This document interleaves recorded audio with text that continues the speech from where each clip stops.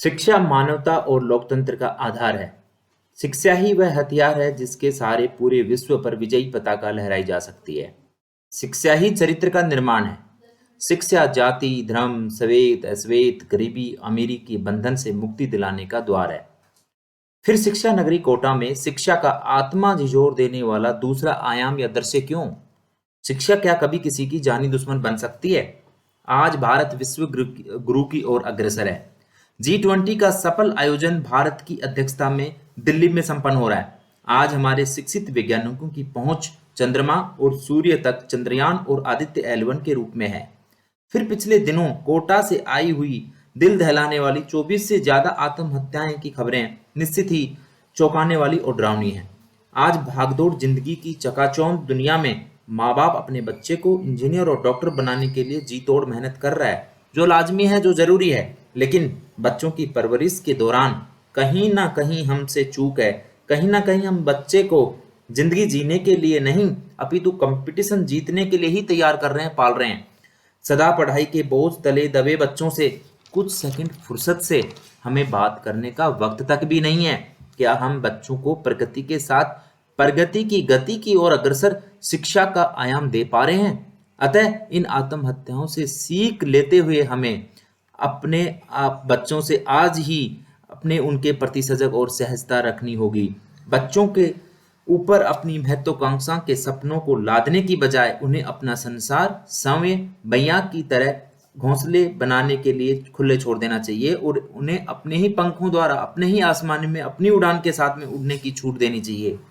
बच्चों को बचपन से ही प्रकृति के साथ, पेड़ पौधों के साथ जीवन जीने की सहज कला का पौधारोपण माँ बाप को ही करना होगा। माँ बाप के आंगन से ही शुरू करना होगा, ताकि वो बचपन से ही कुदरत की कमाल शक्ति, धूप, बारिश, हवा को एक पेड़ की लाखों पत्तियों के लिए समान रूप से वितरण करने वाली कला को से चिर परिचित और स्वाभाविक रूप से परिचित हो सके। बच्चों से इंजीनियर, डॉक्टर बनाने के लिए उनका खेल और मैदान कभी ना छीने, क्योंकि खेल ही आपसी दोस्तों के बीच जीत और हार का मजा चखाता है। जीत के साथ हार का सामना सहजता से मैदान में स्वीकार करना सिर्फ और सिर्फ खेल सिखाता है। हाँ, भविष्य में हार को जीत में बदलने का जो कारनामा है, विभिन्न रणनीतियों बनाने का जो कारनामा है, समय पर सही फैसले, समयबादिता, सिर्फ खेल ही सिखाता है। अतः जितना बड़ी तैयारी उतना बड़ा खेल। बच्चों के जीवन में खेल को एक अहम हिस्से की तरह अपनाएं और बनाएं। बच्चों को आज की कंपटीशन के रिजल्ट के बारे में शुरू से ही अवगत कराएं, शुरू से ही समझाएं। हम सब जानते हैं आज के भारत में 100 में से मात्र 2% बच्चे ही इन परीक्षाओं में सफलता पाते हैं। बाकी 98% जो बच्चे हैं वो इन परीक्षाओं में सफल नहीं हो पाते हैं, क्योंकि आज के इस भारत में हमारे पास में सीमित सीटें हैं।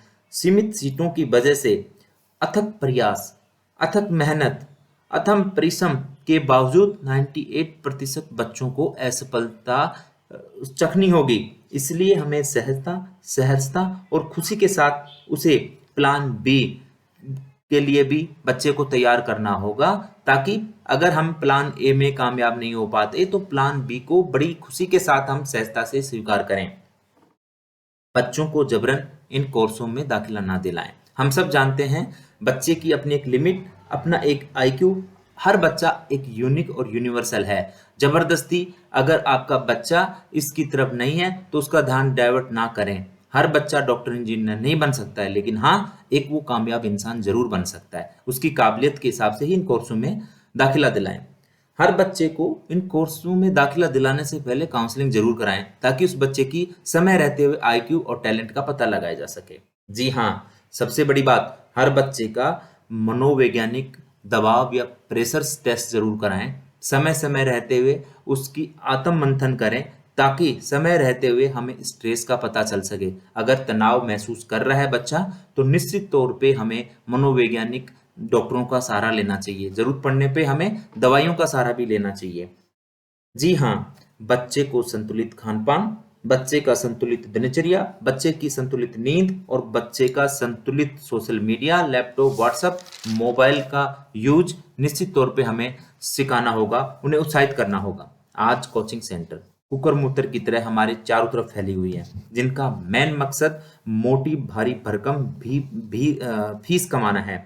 आज कोचिंगों का मुख्य मकसद 100% बच्चों में से 8 से 10% बच्चों का सिलेक्शन देना और 90 से 92% बच्चों से मोटी फीस वसूल करना रह गया है, ताकि वो अपनी शिक्षा का व्यावसायिक रूप आयाम दे सके।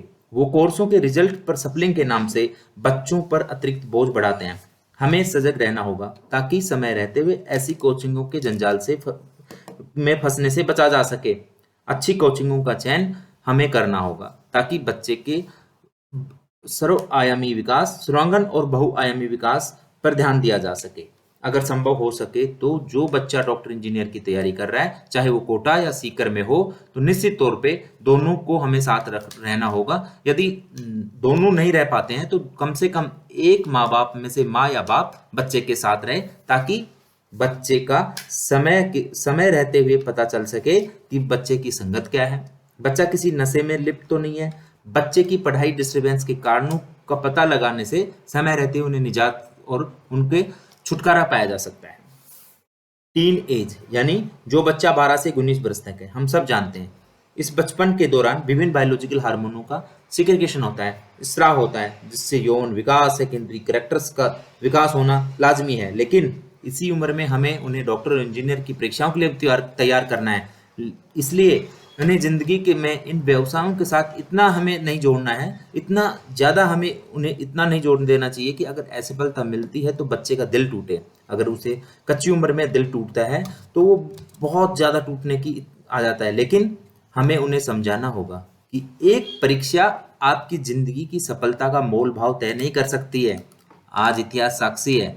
इतिहास ऐसे बहुत सारे उदाहरणों से भरा हुआ है जो एक परीक्षा में असफल होने के बाद में उन्होंने इतिहास रचा है। Doctor APJ Abdul Kalam NDA में फेल, राष्ट्रपति तक पहुंचे। डॉक्टर कुमार विश्वास आईएएस परीक्षा में फेल, आज हम सब देख पा रहे हैं डॉक्टर कुमार विश्वास की जो प्रसिद्धि है हम सबसे दूर नहीं है। 12th फेल बच्चा मनोज शर्मा जो आज आईपीएस ऑफिसर बन के आईजी रैंक तक हैं। आकाश देसवाल जिसको स्कूल में से निकाल दिया गया 12th क्लास में, उसे ये कहकर निकाल दिया गया कि बच्चा पढ़ाई में केंद्रित ना होकर खेल के ऊपर ज्यादा केंद्रित है। वही आकाश देसवाल आईपीएस ऑफिसर बन के आज आईजी रैंक में तैनात है। हमें भगवान श्री राम से सीखना होगा।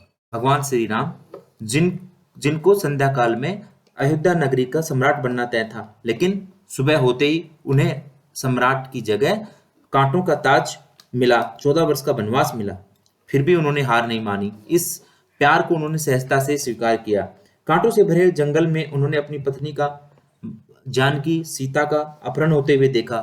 पूरी तरह से ना टूटते हुए, उनके पास ना कुछ होते हुए उन्होंने अपनी सेना और संसाधन जुटाते हुए 7 समुद्र पार लंका तक पहुंच करके उन्होंने अपनी पत्नी सीता को छुटाया। इन सब से हमें ये शिक्षा मिलती है कि मेहनत ही सफलता की चाबी है। बच्चों के लिए कुछ चंद बातें। मुट्ठी में कुछ सपने लेकर, भरकर जेबों में आशाएं, दिल में है अरमान यही कुछ कर जाएं। सूरज सा तेज नहीं मुझ में, सूरज सा तेज नहीं मुझ में, दीपक सा जलता देखोगे, अपनी हद रोशन करने से तुम मुझको कब तक रोकोगे, तुम मुझको कब तक रोकोगे।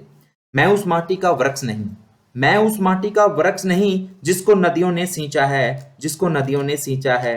बंजर माटी में पलकर मैंने मृत्यु से जीवन खींचा है, मृत्यु से जीवन खींचा है। मैं पत्थर पर लिखी इबादत हूँ, मैं पत्थर पर लिखी इबादत हूँ। शीशे से कब तक तोड़ोगे, शीशे से कब तक तोड़ोगे। मिटने वाला मैं नाम नहीं, मिटने वाला मैं नाम नहीं, तुम मुझको कब तक रोकोगे, तुम मुझको कब तक रोकोगे।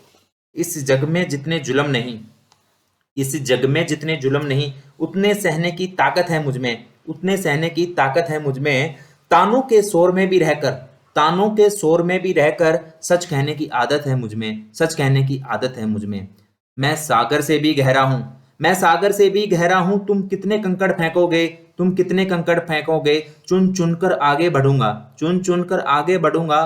तुम मुझको कब तक रोकोगे, तुम मुझको कब तक रोकोगे। झुक झुक कर सीधा खड़ा हुआ, झुक झुक कर सीधा खड़ा हुआ। अब फिर झुकने का शौक नहीं, अब फिर झुकने का शौक नहीं।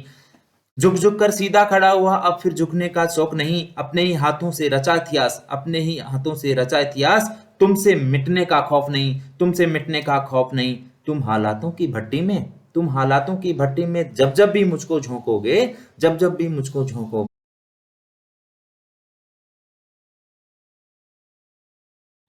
तुम हालातों की भट्टी में जब जब भी मुझको झोंकोगे, जब जब भी मुझको झोंकोगे, तप तप कर सोना बनूंगा मैं, तप तप कर सोना बनूंगा मैं। तुम मुझको कब तक रोकोगे, तुम मुझको कब तक रोकोगे, तुम मुझको कब तक रोकोगे।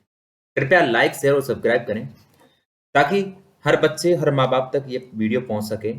आपका ये प्यार लाइक शेयर सब्सक्राइब के रूप में किसी लाडले की जान बचाने में अहमियत और सफलता रख सकता है। अतः लाइक शेयर सब्सक्राइब करें। जय हिंद।